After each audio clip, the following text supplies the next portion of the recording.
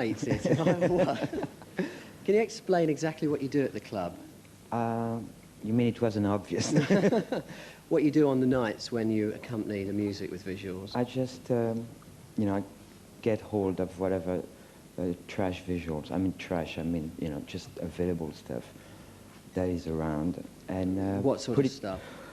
Oh God, you name it. I mean, sometimes you take available material, which is documentaries, you know, and spider webs, and spiders doing their webs, and sometimes you just actually go out and just film comic books and put them in front of the camera, and then you shake the whole thing really well and put it together on the video editing suite and throw it out while the people are dancing. I mean, 90% of the people don't notice what's going on, but the 10% who can't find a dancing partner, you know, just... What's the actual setup? I mean, how do people actually see the things? Is it set up in a separate part of the club, or...? If they can see, because, you know, they get... there's two giant screens above the dance floor, really way above the dance floor, which is they cover the whole club, and the stuff just flashes on for 5 hours straight, the second it opens to the second it closes. It's all put together beforehand, is it? Or do you actually kind of mix it live? That depends how good the stuff I get hold of is. You see, I mean, the problem is a lot of good stuff that you can find lying around is, I mean, you really have to look for it because it's lost in between very boring material. Right. So you just have to go through hundreds of hours of footage, and then you go, hey, you know, those 2 minutes are good, and those 2 minutes get chopped up and thrown along with other 2 good minutes. It's, I mean, I defy anyone to recognize even their own product once it's thrown up once there. you've had a go, is it? Exactly. Yeah. It's the, you know, it's just the cut-up collage montage technique pushed to the absurd limit, really. It's moving wallpaper. It's non-dancers on. You don't mind it being described as that, then? Not at all. No. I mean, it's you know, I don't expect anybody to get enlightened by watching what I do. It's so just. What do you feel the purpose of it is then? It's well.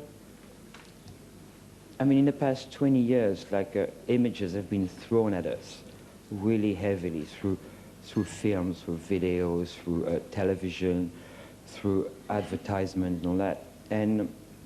But each one of it has a very particular purpose, which is push that film, push that product. When you take all that stuff and put it in a different context, it's just, I mean, the images remain, the message gets hopelessly lost. And something else comes through, which is probably what is, you know, if somebody's sitting somewhere in a galaxy far away and just tapping everything that's coming from this planet.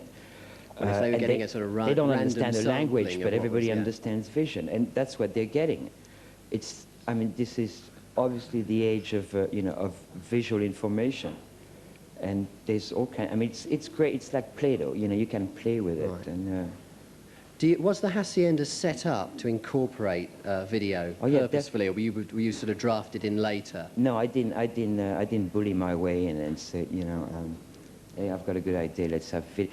It was definitely one of the main components of the place. Was and from the start was the idea not to use straight conventional pop videos. Well, that was, I guess, that was up to me.